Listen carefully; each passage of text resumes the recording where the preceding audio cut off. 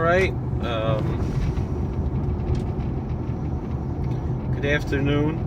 I just want to address two things I want to talk about right now. One is, I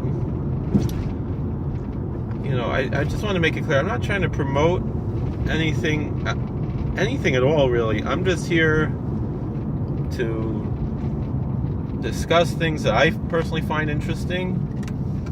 I'm not really here to promote Torah either that much. I'm just, I'm happy to share because it's something that's meaningful to me. Of course, Torah is much more meaningful to me than popular culture, that type of stuff. But, as far as the popular culture things that I do in these videos, it's not like so much I'm trying to promote them to like new adherents. I'm not trying to be a missionary about to people who are not interested in these things. I'm just trying to more or less, just to be honest, like cash in, quote unquote, on interest that exists already.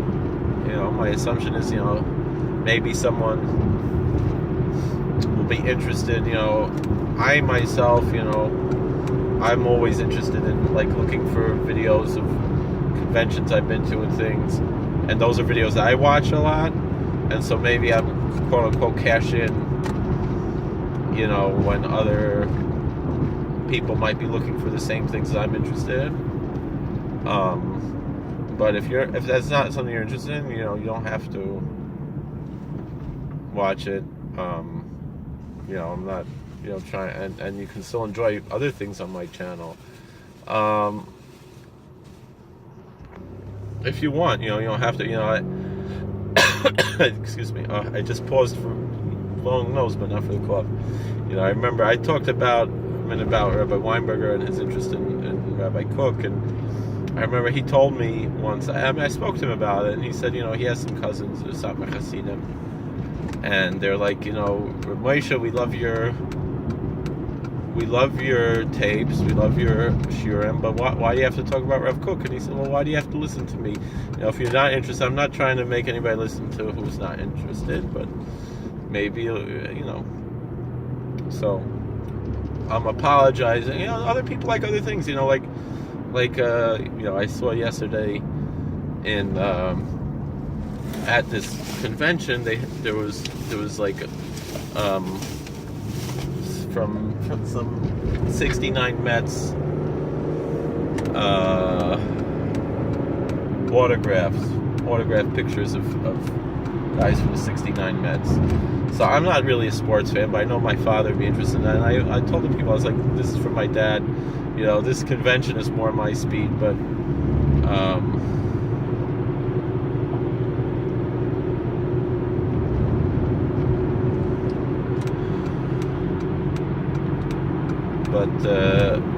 I'm not really into sports, but I know my dad would be excited, and they were like really good prices on these autographs, so we got those. And so the same thing, some people are into sports, some people are into movies, some people, there are problems with all of those things, and we're in an imperfect world. I think when people become too fundamentalist, they lose the forest and the trees.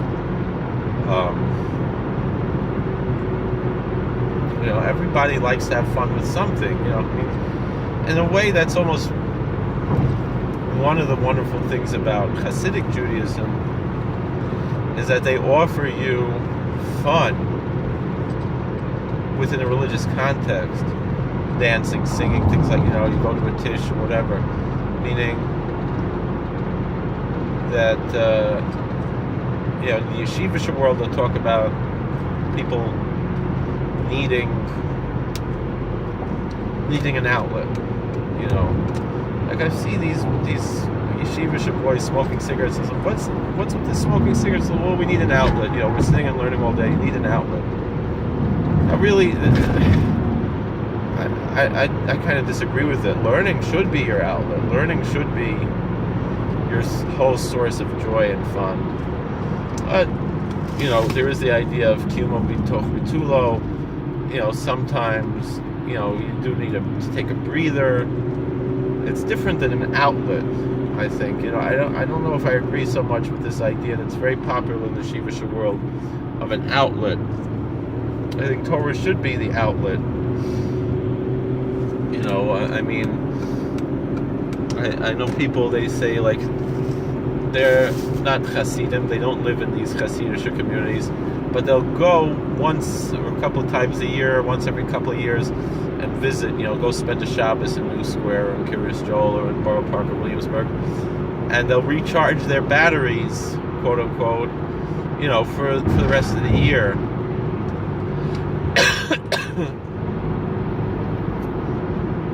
That's the type of outlet, is that the outlet you can plug into and charge up, not to so much let off steam, but to recharge. Now,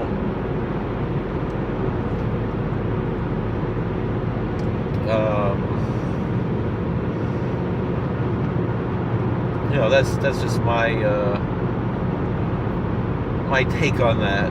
And the thing is, by having things that are above and beyond, and the thing is, when the Hasidim smoke also, on one hand, it's just as bad, but the tzaddikim smoke. There are tzaddikim who smoke, and when the tzaddikim are smoking,